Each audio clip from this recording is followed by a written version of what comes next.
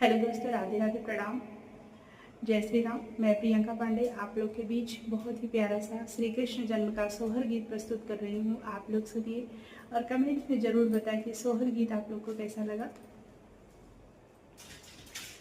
यशोदा के भैले नंद लाल, महल मुरली बाजेले हो। हे ललना प्रकट भैले भगवान, महल उठे सोहरे हो। हे ललना प्रकट भैले भगवान, महल उठे सोहरे हो। मोरे पिछवर बढ़ैया भैया वेग चली आई हो।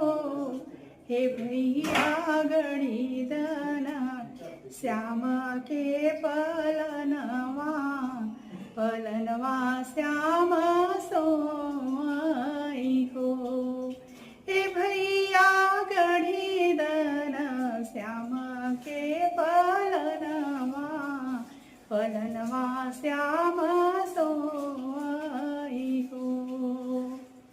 यशोदा जी कृष्ण के सुतावेली, अलरावे दुलरावेली हो। हे ललना लाली रे पलनिया, कृष्ण सोवेत लोरिया सुनावेली हो। हे ललना लाली रे पलनिया, कृष्ण सोवेत पलना झुलावेली हो। कबहु पलक हरि मोदे, अधर फड़कावेले हो। हे ललना यशोमती पलना झुलावेली, कछु कछु गावेली हो।